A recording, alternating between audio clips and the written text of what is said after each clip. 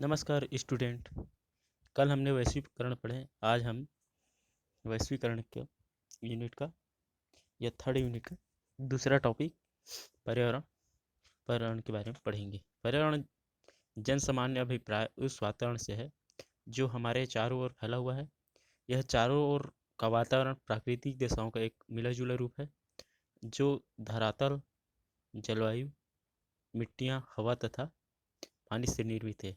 इन सभी तत्वों का प्रभाव मानव की समस्त गतियों पर ही नहीं बल्कि पशु पक्षी, पेड़ पौधे पर देखा जाता है।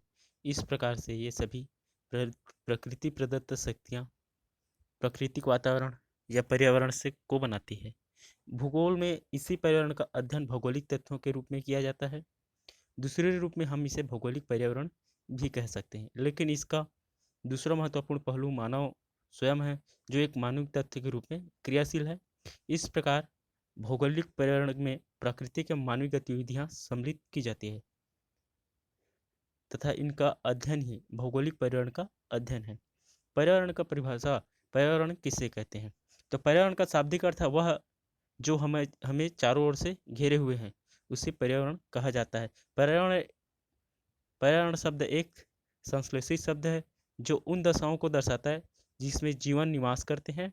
इसमें वायु, जल, भोजन, सूर्य प्रकाश आदि आता है, जो भी सभी प्रकार के संजीवों तथा पादप जीवन की मूलभूत आवश्यकता होती है। यह पर्यावरण सभी प्रकार के संजीवों के अस्तित्व एवं विकास के लिए उपयुक्त अनुकूल दशा का निर्माण करने का कार्य करता है।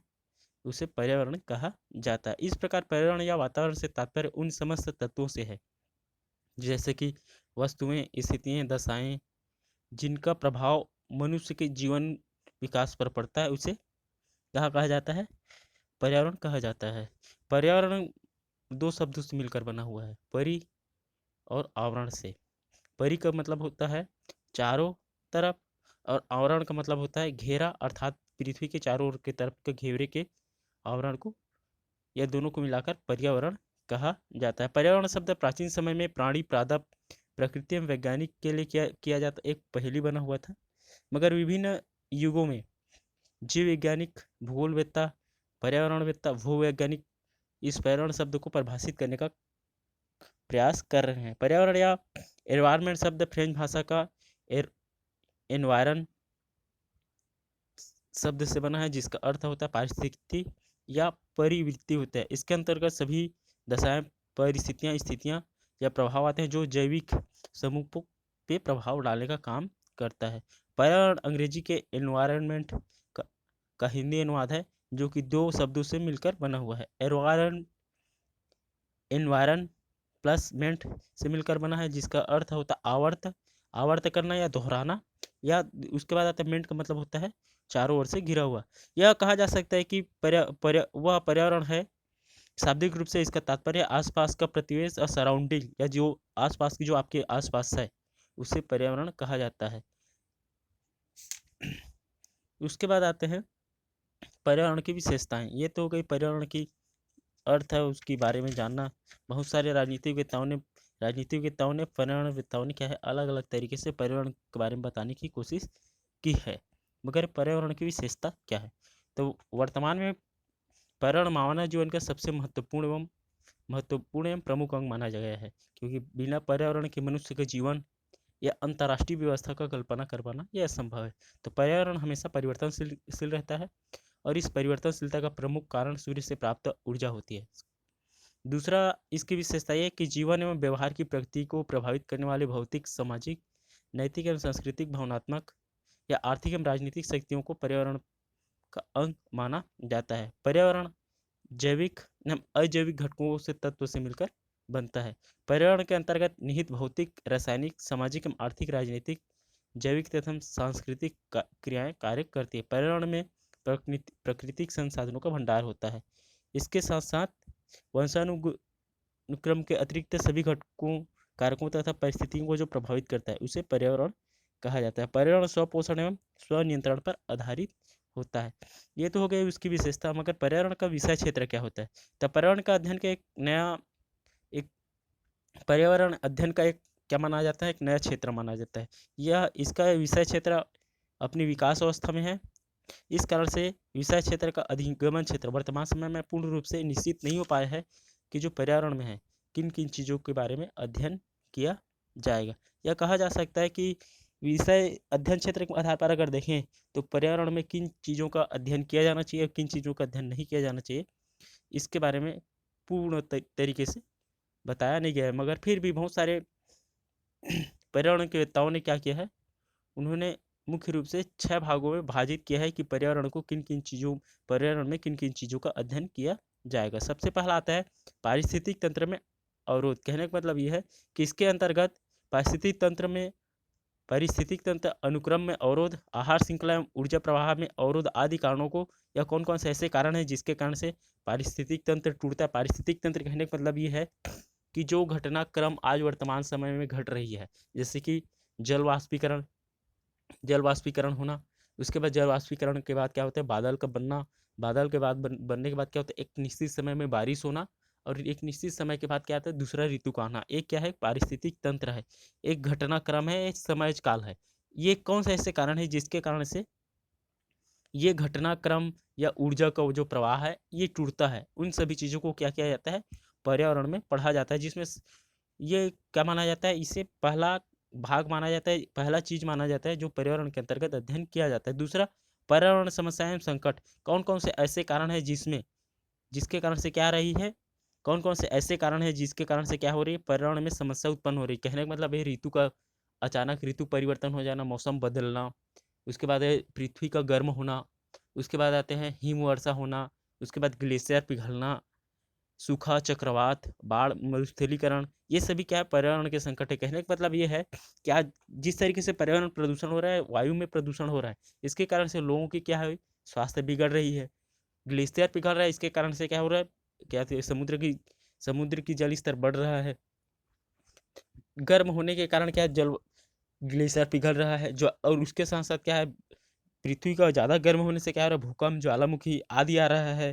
कहने उसके साथ साथ क्या है, ऐसे कौन से चक्रवात भी आ रहा है, ज़्यादा मौसम गर्म होने के कारण सूखा आ रहा है, मरुस्थलीकरण हो रहा है। इन सभी चीज़ों को क्या करना, जो समस्या, पर्यावरण समस्या एवं संकट उत्पन्न हो रही है, इन समस्याओं का अध्ययन करना क्या पर्यावरण का विषय क्षेत्र माना जाता है।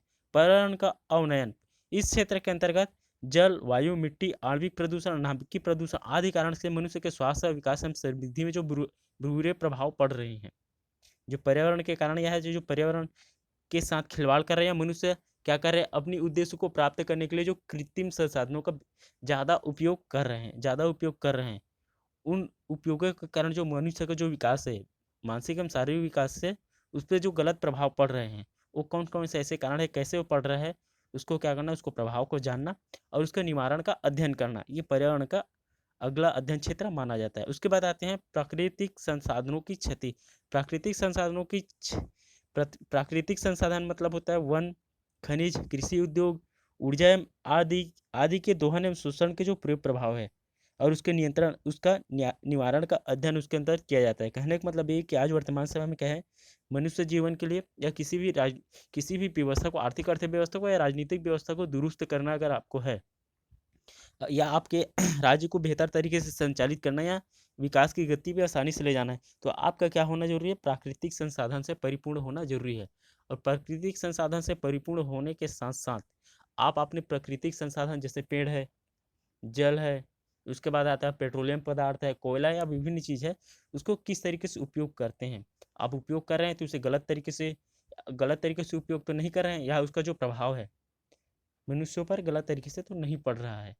उस समस्याओं को क्या करना, जानना, और समस्या को जानने के बाद उसका निराकरण खोजना, कैसे हम इन संसाधनों को बचा सकते हैं, ये क्या माना जाता है, पर्यावरण का अध्ययन क्षेत्र माना जाता है। उसके बाद आते हैं जैव विविधता में अवरोध एवं क्षति।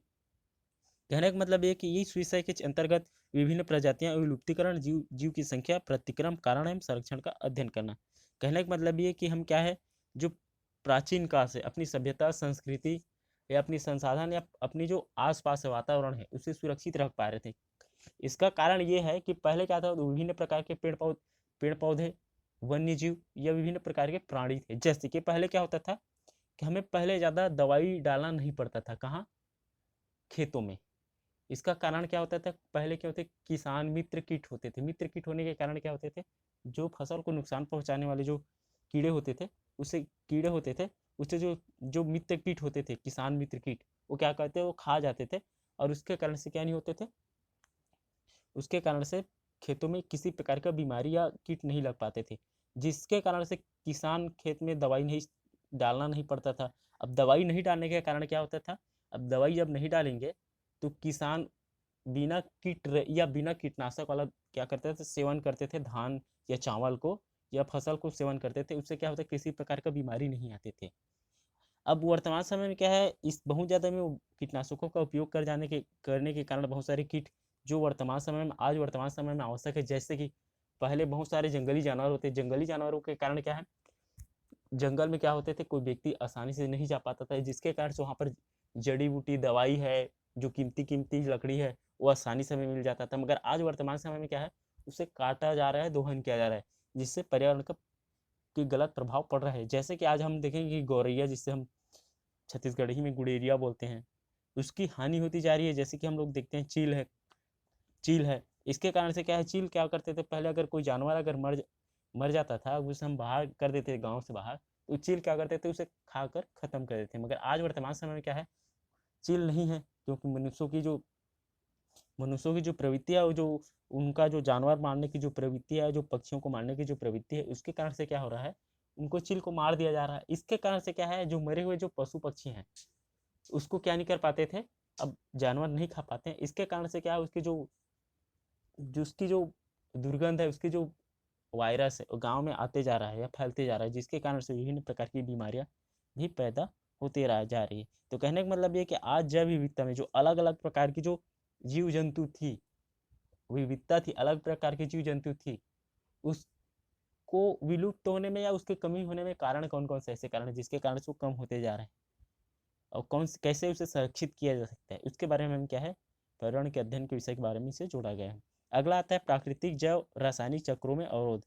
कहने का मतलब यह है कि प्रकृति में पाए जाने वाले जो जल चक्र, ऑक्सीजन चक्र, फास्फोरस चक्र, नाइट्रोजन चक्र, कार्बन चक्र आदि का अध्ययन किया जाना, कैसे इसका प्राकृतिक तरीके से निर्माण किया जाता है। ये तो हो गया पर्यावरण के विभिन्न अवयव, इसके विभिन्न प्रभाव, पर्यावरण के अवनयन समस्याएं और उनके निवारण तथा विविध पक्षों का अध्ययन किया जाता है। या कहा जाता है कि जो पर्यावरण के जो अध्ययन क्षेत्र है, मुख्यतः पर्यावरण के विभिन्न प्रभाव, पर्यावरण के अवनयन, पर्यावरण कैसे गिर रहा है, उसके समस्या कौन कौन सी संकट है, उसे निवारण कैसे किया जाता है, और उसके जो अगला अनेक पक्ष है, उसको किस तरीके से अध्ययन किया जा सकता है, उसके बारे में अध्ययन करते हैं, विषय क्षेत्र का अध्ययन करते हैं। मगर जो पर्यावरण है, उसका वर्तमान समय में महत्व क्या है, उसका महत्व है, तो पर्यावरण को जीवन का आधार माना जाता है, और पर्यावरण के अभाव में जीवन की कल्पना कर पाना या आशा कर पाना यह संभव है, क्योंकि सजीवों एवं पर्यावरण का संबंध आदिकाल से रहा है। सजीवों मतलब जो जीवित है, जीवन ने क्या है, पर्यावरण के संतुलित बनाए रखने में बहुत अधिक योगदान दिया है।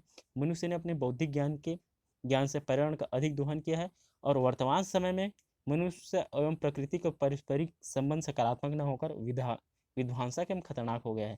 इस कारण से पर्यावरण का जो प्रदूषण है, अवनयन केवल व्यक्ति समुदाय एवं राष्ट्र न होकर क्या है, सार्वभौमिक समस्या एवं चिंता का विषय बन गए हैं। कहने का मतलब ये है कि वर्तमान समय में परिस्थिति असंतुलन प्रत्येक सजीव को प्रभावित करता है। अतः यह आवश्यक हो गया है कि संसार के प्रत्येक व्यक्ति को पर्यावरण की समस्या एवं उपदाओं के समाधान के लिए क्या करना चाहिए, अपने स्तर पर क्या करना चाहिए, उसके लिए बेहतर उपाय ढूंढना चाहिए, ताकि जो वर्तमान समय में हम क्या कर रहे हैं, पर्यावरण की जो प्रदूषण से जो समस्या झेल रहे हैं, आज वर्तमान समय में कहा जा सकता है कि आज वर्तमान समय में जो जितनी भी प्रकार की बीमारी है, जैसे कि आज कोरोना है या जितनी भी प्रकार का आज वर्तमान समय में बीमारियों से क्या कर रहे हैं, लड़ रहे हैं, वो सभी क्या है, पर्यावरण के असंतुलन के कारण कहा जा सकता है, या उससे छेड़छाड़ करने के कारण इन सभी बीमारियों से क्या कर रहे हैं, झेल रहे हैं या उससे लड़ रहे हैं। मगर फिर भी क्या है, ऐसे कौन कौन से कारण है, महत्व है, जिसके कारण से पर्यावरण हमारे जीवन में महत्वपूर्ण योगदान देते हैं, उसको हम पॉइंट वार अगर देखें तो सबसे पहला महत्व आता है कि पर्यावरण के जीवन का आधार है। अगर कहने का मतलब ये है, पृथ्वी की सतह पर जैविक विकास, संवर्धन एवं सुरक्षा के लिए पर्यावरण इस प्रकार की स्थिति का निर्माण करता है, जिसके बिना जीवन की कल्पना कर पाना यह असंभव है। पृथ्वी पर जीवन की निरंतर रहने के लिए आधार तत्व भौतिक एवं जैविक घटक का एक निश्चित अनुपात एवं संतुलन बने रहना आवश्यक है। पर्यावरण के प्राकृतिक संतुलन से ही हमारा पर्यावरण के प्राकृतिक संतुलन से हमारे सभी जीवों का सुरक्षित या भविष्य विद्यमान रहेगा। कहने का मतलब ये है कि अगर पर्यावरण बेहतर नहीं होगा तो हम अपने जीवन की कल्पना नहीं करेंगे। कहने का मतलब ये कि अगर वायु प्रदूषण अगर फैलता है तो हमें विभिन्न प्रकार की दिल की बीमारी, श्वास संबंधी बीमारी, इस प्रकार की बीमारी, जल प्रदूषण होगा तो हमें विभिन्न प्रकार की पेट संबंधी बीमारी या विभिन्न प्रकार की बीमारी होगी। तो कहने का मतलब है कि जब तक पर्यावरण अगर नहीं रहेगा तब तक हम मनुष्य जीवन की कल्पना कर पाना असंभव है। उसके साथ साथ आता है दूसरा महत्व है कि पर्यावरण प्रदूषण। दूसरा महत्व कि पर्यावरण प्रदूषण एक अत्यधिक भयानक परिस्थिति के संकट है। यह हम सब जानते हैं कि सभी जीवों के 3 प्रमुख साधन हैं। जीवन जीने के मुख्यतः 3 साधन, इसके बिना मनुष्य अपनी जीवन नहीं जी सकता, जिसमें वायु, मिट्टी एवं जल आता है। कभी न कभी पूर्व समय में भी यह सुख सुविधाएं शुद्ध निष्कलंक एवं संदूषण विहीन शांति से पाई जाती थी, मगर आज वर्तमान समय विज्ञान एवं तकनीक के आ जाने के कारण सभी ने अपनी उद्देश्य को पूरा करने के लिए इन तीनों चीज़ों को उपयोग करते गए हैं, जिसके कारण से आज वर्तमान समय में देखा जाए तो तकनीक के युग में सभी मनुष्यों ने क्या किया, अपने उद्देश्य को पूरा करने के लिए वायु को, मिट्टी, क्योंकि वायु में पर विभिन्न प्रकार के परीक्षण, मिट्टी के अंदर परीक्षण, जल में परीक्षण, विभिन्न के कारण क्या है आज वर्तमान समय में पर्यावरण लगातार प्रदूषण होते जा रहा है। और प्रदूषण के कारण क्या है, मनुष्य एवं विभिन्न प्रकार के जीव हैं उस पर अलग गलत तरीके से प्रभाव पड़ता जा रहा है। तीसरा महत्व क्या है, पर्यावरण विकास का आधार है। पर्यावरण विकास का आधार है, कहने का मतलब ये है कि आप जब तक क्या नहीं रहेगा, आपकी वातावरण या आसपास शुद्ध एवं सुरक्षित नहीं रहेगा तब तक आप अपने उद्देश्य को पूरा नहीं कर सकते। कहने का मतलब ये कि मनुष्य अपनी जो उद्देश्य है उसको खुद पूरा नहीं कर पाता, बल्कि वो प्रकृति से जुड़े हुए वस्तुओं के माध्यम से ही क्या करता है, अपने उद्देश्यों को पूरा कर पाता है। कहने का मतलब ये कि जब तक आपके यहाँ प्राकृतिक संसाधन प्रचुर मात्रा में नहीं रहेगा, प्राकृतिक संसाधन कहने का मतलब ये है कि जैसे कि खनिज है, खनिज लौह अयस्क है, उसके साथ साथ कोयला है, पेट्रोलियम पदार्थ है, आपके पास प्रचुर मात्रा में अगर आपके पास ये चीज़ें नहीं रहेगी तब तक मनुष्य अपने विकास को क्या नहीं कर पाएगा, अपने विकास को स्वीकार नहीं कर पाएगा या प्राप्त नहीं कर पाएगा। तो कहने का मतलब ये है कि जब तक आपके यहाँ पर्यावरण बेहतर नहीं होगा, कहने का मतलब ये कि आपके यहाँ संसाधन नहीं रहेगा, उसके साथ साथ संसाधन के रहने के साथ साथ क्या है, आपके यहाँ पर्यावरण बेहतर नहीं होगा तो आपके यहाँ काम करने वाले जो कर्मचारी या विभिन्न प्रकार के लोग हैं अपना सर्वश्रेष्ठ योगदान नहीं दे सकते अपने विकास को प्राप्त करने में। दूसरा आ जाता है आज वर्तमान समय में देखें तो जल संकट। वर्तमान समय में तीव्र गति से विकास के कारण तीव्र औद्योगिकरण एवं जनसंख्या घनत्व कारण क्या है, आज वर्तमान समय में पानी की जो आवश्यकता है वो लगातार बढ़ती जा रही है। और वर्तमान समय में मनुष्य जिस प्रकार की क्रियाएं कर रही है, निरंतर उद्योग एवं घरेलू कृषि के लिए जिस तरीके से भूमि जलों का या जलाशयों का बहुत तेजी से क्या करते जा रहा है, उसको दूषित करते जा रहा है। इसे देखकर लगता है कि आने वाले समय में क्या हो सकती है, हमें आने वाले समय में जल संकट या पानी की कमी हो सकती है, पानी की किल्लत हो सकती है। एक समय ऐसा आएगा जो आज माना जाता है कि विश्व का जो 73 या 75% भाग है जल से डूबा हुआ है, मगर उसमें से सिर्फ 23% क्या है, 23% या 23% के लगभग क्या है, पानी पीने योग्य पानी है। पानी पीने योग्य पानी है, उसमें से क्या है विभिन्न प्रकार विश्व के विभिन्न देश इस भूमिगत जलों से क्या करते हैं, अपने उद्योग धंधे, कृषि कार्य, अन्य चीज़ों में क्या करते हैं, लगाते हैं। और बहुत सारे कंपनियां क्या करती हैं, इन चीज़ों पर अपने पानी, गंदे पानी छोड़ देते हैं, जिसके कारण से दूषित होते जा रहा है, जिसके कारण आज वर्तमान समय में क्या है, जल संकट गहराती जा रही है। और माना जाता है कि मानव सभ्यता का विकास बिना नदी और बिना जल के ये विकसित नहीं कराया जा सकता, या मानव विकास सिर्फ वहीं कराया जा सकता है कि जहाँ पर जल प्रचुर मात्रा में है। और आज हम देख रहे हैं कि भारत के अभी बेंगलोर या कुछ ऐसे शहर है जहाँ पर गर्मी के टाइम में जून जुलाई में क्या है, पानी की बहुत ज़्यादा किल्लत हो जाती है, और वहाँ पर क्या किया जाता है, वहाँ के लिए ट्रेन चलाना पड़ता है, और जहाँ पर पानी की क्या हो जाती है, किल्लत होना प्रारंभ हो जाता है। वहाँ पर मनुष्यों की जो कार्य करने की जो तरीके हैं, उसकी कार्य करने की जो क्षमता है, उसकी योग्यता है, उसकी गति है, उसमें ब्रेक लग जाता है। तो आज वर्तमान समय में क्या है, अगर मनुष्य को क्या करना है, अगर बेहतर करना है, अपने विकास की गति को तरीके से पटरी पे लाना है, तो आपको हमें क्या करना होगा, जो जल संकट है उसको दूर करना होगा। उसके साथ साथ क्या करना होगा, हमें पर्यावरण अध्ययन और उसके प्रबंधन के संबंध में अध्ययन करना आवश्यक हो जाता है। उसके बाद आते हैं जलवायु परिवर्तन। आज वर्तमान समय में क्या है, किसी भी देश के विकास के लिए, किसी भी देश के विकास के लिए क्या है, किसी भी देश के विकास के लिए क्या है, जो फर्क या प्रभाव डालने वाला जो कारण, अगला कारण माना जाता है वो जलवायु परिवर्तन माना जाता है। जलवायु परिवर्तन कहने का मतलब ये कि जैसे कि वर्तमान समय में संसार के सभी भागों में जलवायु परिवर्तन ही पर्यावरण के महत्वपूर्ण समस्या बन के उभरा है क्योंकि जिस गैसों के प्रभाव से वातावरण का बढ़ता हुआ तापमान, समुद्रों का जल उठता हुआ जल स्तर, ये सभी क्या है, ये सभी जलवायु परिवर्तन के कारण हो पा रहा है। कहने का मतलब है कि आज वर्तमान समय में जिस तरीके से हमने देखे हैं कि जिस तरीके से इस साल लगभग साल भर जिस तरीके से बारिश हुआ है, इसे देखकर लगता है कि आने वाले जो सीजन है, जब हमें फसल हम कृषि कार्य करेंगे तो हमें क्या है, पानी की जरूरत पड़ेगी, तब हम क्या है, पानी नहीं मिल पाएगी, या पानी इतनी ज़्यादा मात्रा में गिरेगी जिसके कारण हमारा फसल बर्बाद हो जाएगा। अब फसल बर्बाद हो जाने के कारण क्या है, हमें अन्न नहीं मिल पाएगा, अन्न नहीं मिल पाने के कारण क्या है, हम विभिन्न प्रकार की समस्याओं को झेलेंगे।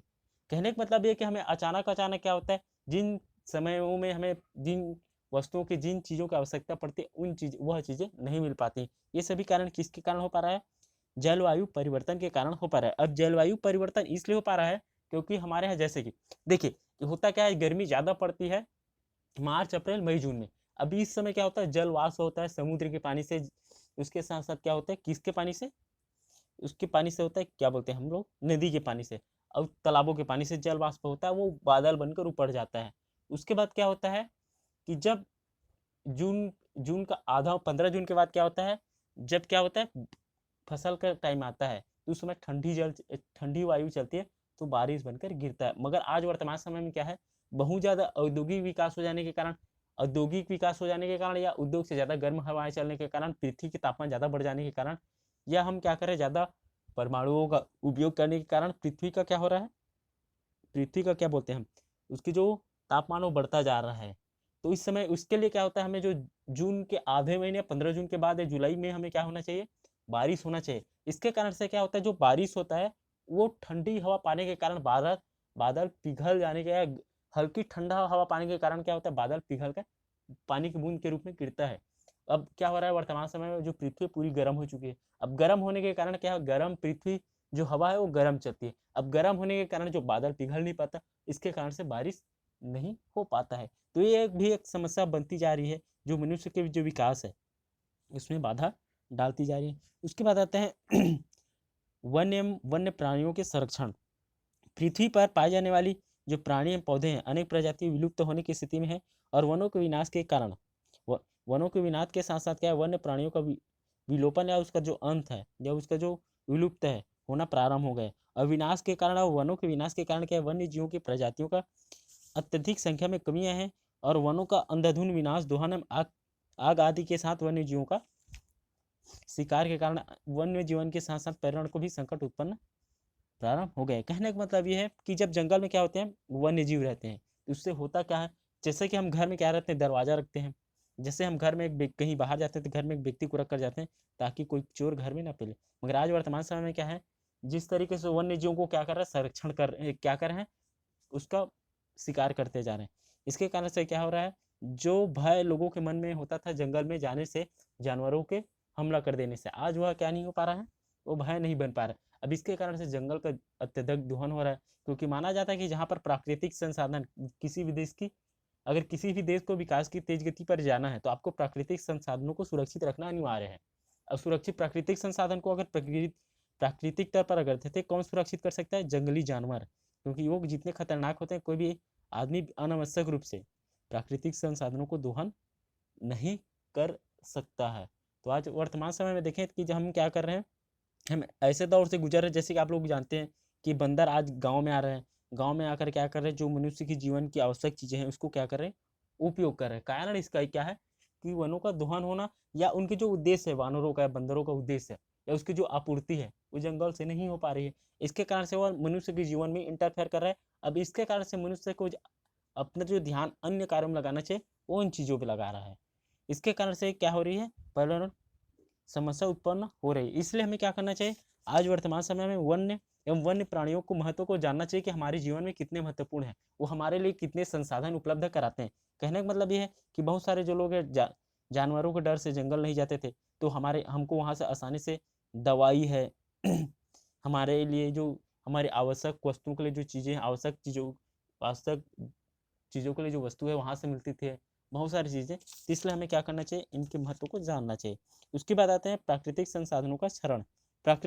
प्राचीन समय से ही मनुष्य के लिए भूमि, वायु, जल, खनिज पदार्थ आदि प्राकृतिक संसाधनों का महत्व रहा है। मगर मनुष्य प्रकृति का अंग है। इसके साथ साथ क्या है, उस समय संसाधनों का मनुष्य का प्रभाव बहुत कम था, लेकिन जैसे जैसे जनसंख्या में वृद्धि हुई, वैज्ञानिक एवं तकनीकों में विज्ञान का विकास हुआ, वृद्धि हुआ, शहरीकरण और औद्योगिकरण के कारण क्या है, संसाधनों का शोषण में वृद्धि हुई और मनुष्य प्रकृति का शोषक बन गया। और उसके बाद क्या हुआ, पर्यावरण अध्ययन के प्राकृतिक संसाधनों का संरक्षण, समुचित उपयोग के ज्ञान होगा और प्राकृतिक साधनों का संरक्षण से मानव अनेक क्षेत्रों में विकास और बढ़ेगा। कहने का मतलब ये कि पहले मनुष्य अज्ञानी था धीरे धीरे ज्ञान आते गया, फिर उन्होंने क्या किया, प्राकृतिक संसाधनों का अपने उद्देश्य के आधार पर उन्होंने उपयोग करना प्रारंभ कर दिया। फिर उसके बाद क्या हुआ, धीरे धीरे क्या प्रकृति का संशोधन, क्या है, जितने भी संसाधन उसका शोषण करते गया, फिर मनुष्य क्या उसका शोषक बन गया, अत्याचारी बन गया। और अंत में क्या है, अंत में आज स्थिति ऐसी आ गई है कि हमें क्या है, पर्यावरण का क्या करना पड़ रहा है, उसको संरक्षण करना पड़ रहा है, संसाधनों का संरक्षण करना पड़ रहा है। इसका कारण ये है कि मनुष्य, जैसे कि हमारे यहाँ एक कहानी है ना, फोकट में पाय मारत लिखा है, ऐसी स्थिति आज वर्तमान समय में निर्मित हो गई है, कहा जा सकता है।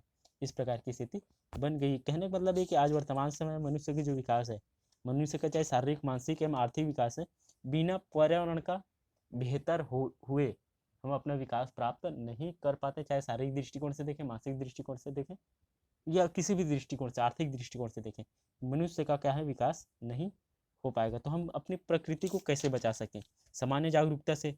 तो हमें क्या करना होगा, हमें अगर अपने पर्यावरण को अगर बचाना है तो हमें क्या करना होगा, इसके लिए हमें जागरूकता फैलाना जरूरी है।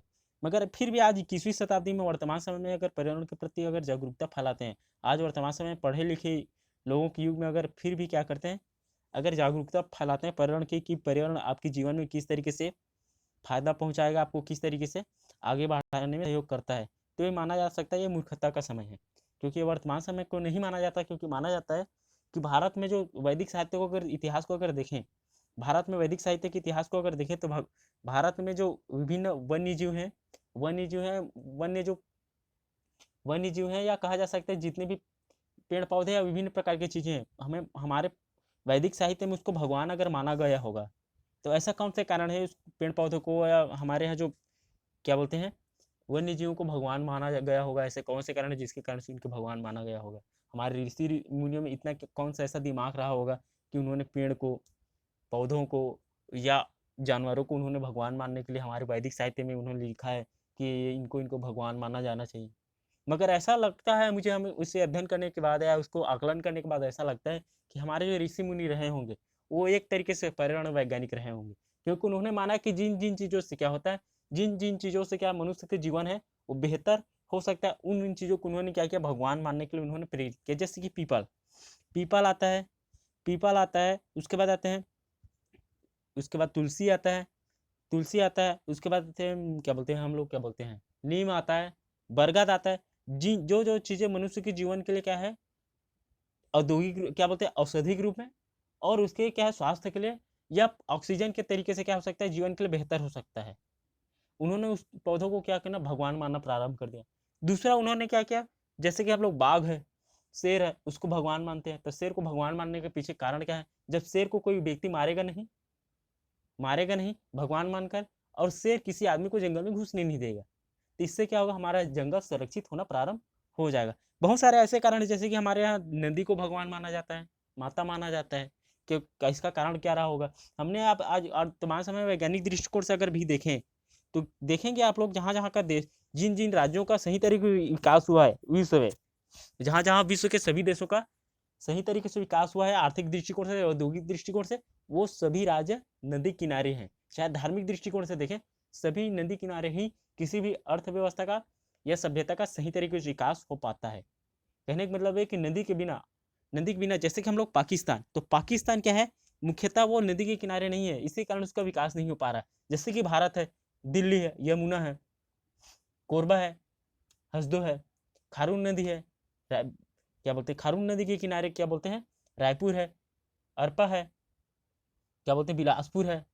जितने भी अब हम लोग माने, जितने भी बड़े बड़े, जैसे कि नील नदी है, पेरिस है, बहुत सारे जितने भी नदी के किनारे हैं, वो बड़े बड़े सभ्यताओं का या देशों का विकास होता है। इसीलिए क्या है, हमारे पर्यावरण के विदों ने क्या किया है, प्राचीन काल से, वैदिक काल से ही क्या किया, उन्होंने जागरूक करना प्रारंभ कर दिया गया है। मगर आज वर्तमान समय हम री रीचेंजिंग युग, या हम कहने का मतलब है कि हम दोबारा उस युग में जाते जा रहे हैं जहाँ से भारतीय इतिहास प्रारंभ हुआ है। कहने का मतलब ये कि हम वर्तमान समय में हम पढ़े लिखे हुए आदि मानव, जहाँ मनुष्य में दिमाग नहीं था, उस दौर में हम फिर दोबारा जाते जा रहे हैं, क्योंकि हमारे इतिहास ने जो हमें सिखाया है, हमें जो पढ़ाया है, उससे हमने सीखा नहीं है, पढ़ा नहीं है कि हमें किस तरीके से पर्यावरण को सुरक्षित रखना जाना चाहिए। इसलिए माना गया है कि आज पर्यावरण के प्रति जागरूकता की आवश्यकता है। वर्तमान समय आधुनिक मानव समाज द्वारा आर्थिक एवं सामाजिक विकास के नाम पर लिए गए कुछ निर्णय मानव समाज के लिए आत्मघाती प्रमाणित हुए हैं, क्योंकि इसमें पर्यावरण की गुणवत्ता में कमी आई है और लगातार क्या है, जो पर्यावरण के लिए पर्यावरण के संकट के प्रमुख कारण बनते गए हैं। जैसे मनुष्य की जो क्रियाएं हैं, मुख्य रूप से प्राकृतिक संसाधनों को का अधिवास की विस्तार या प्राकृतिक संसाधनों को खत्म करके अपने लिए घर बनाना, राजनीति में व्यक्तिगत आवश्यकताओं को बढ़ावा देना, और उसके साथ साथ क्या प्रकृति में समस्त अंगों को क्षति पहुंचाना, उसके साथ साथ क्या करना, जिससे मनुष्य अपने साथ साथ जैव जगत के लिए निरंतर संकट के रूप में वृद्धि करते आ रही है। तो इन सभी कुछ चीज़ों को क्या करना, सामान्य मनुष्य को क्या करना, पढ़ाना, सिखाना, किस तरीके से पर्यावरण एक मनुष्य के जीवन में या उसके जीवन को क्या कर सकता है, बेहतर बनाने में योगदान देता है, उसके बारे में क्या करना, जानकारी दिलाना आज वर्तमान समय में एक क्या बन गई है, कारण बन गई है, या कहा जा सकता है इसके बिना मनुष्य जीवन का। ये सभी चीज़ें क्या करना, मनुष्य जीवन को क्या करना, इसके बारे में जानकारी दिलाना कि पर्यावरण आज वर्तमान समय में मनुष्य जीवन के लिए कितना आवश्यक है, इसका जन जागरूकता करने की आवश्यकता है। मगर मेरे ख्याल से भारत में क्या है, पर्यावरण के प्रति जन जागरूकता करने की, ज़्यादा पर्यावरण की जन जागरूकता करने की आवश्यकता नहीं है। अगर भारत के लोग अपनी वैदिक साहित्य को सही तरीके से पढ़ लें, या कारण जान लें कि हमारे यहाँ भगवान माने जाने के कारण क्या है, विभिन्न चीज़ों को, जैसे कि हम लोग भगवान कहने का मतलब ये है कि जिसको हम आराध्य मानते हैं, जिसकी पूजा करते हैं, उसके विशिष्ट गुण के कारण, हम क्या करते हैं, उसको भगवान मानते हैं। जैसे कि हम लोग क्या करते हैं, महात्मा गांधी को मानते हैं विशिष्ट उनके गुण के कारण। तो इसी कारण से हम विशिष्ट गुण के कारण अगर वैज्ञानिक दृष्टिकोण से अगर सोचें भारत में, तो हमें क्या है, उसके कारण उसको मानने का कोई, जैसे कि हमारे यहाँ खासकर तुलसी को और पीपल और बरगद और नीम को तो हमें काटना ही नहीं चाहिए, उसे हटाना ही नहीं चाहिए, क्योंकि इससे हमें 24 घंटे क्या मिलता है, 24 घंटे हमें हवा मिलती है। बहुत सारे ऐसे पेड़ पौधे जिसके हमें क्या करना, काटना ही नहीं चाहिए, उसके साथ साथ हमें फल भी मिलता है, उसकी औषधि भी मिलता है। तो हमारे यहाँ तो पहले भी बता दिया गया है कि पर्यावरण के लिए दृष्टिकोण से अगर देखें तो पर्यावरण के लिए पेड़ पौधे का होना कितना जरूरी है, या अन्य चीज़ों का होना क्यों जरूरी है। तो इसलिए भारत में मेरे ख्याल से पर्यावरण की जागरूकता की तो उतना ज़्यादा जरूरत नहीं है। फिर भी आज वर्तमान समय में लोगों को साइंटिफिक रूप से नहीं, मतलब वास्तविक रूप से, कि अगर पर्यावरण अगर नहीं रहेगा तो मनुष्य कितने ज़्यादा बीमारी से ग्रस्त, उनके साथ साथ वो क्या करेंगे, कितने ज़्यादा अपनी स्वास्थ्य सुविधा अपने समाज को क्या करे, खतरे में डाल रहा है। इन चीज़ों को बताना जरूरी है, तभी हम क्या कर सकते हैं, पर्यावरण को सुरक्षित रखा जा सकता है। ये तो हो गया पर्यावरण। अब अगले क्लास में हम पढ़ेंगे पर्यावरण प्रदूषण किसे कहते हैं, और पर्यावरण प्रदूषण के कारण आदि चीज़ों के बारे में पढ़ेंगे। ठीक, आज के लिए इतना ही। हम कल पर्यावरण प्रदूषण के बारे में पढ़ेंगे, जिसमें पर्यावरण प्रदूषण किसे कहते हैं, इसके बारे में आप ग्रुप में क्या कर सकते हैं, पर्यावरण प्रदूषण किसे कहते हैं, इसका उत्तर लिखकर अपने हिसाब से भेज सकते हैं।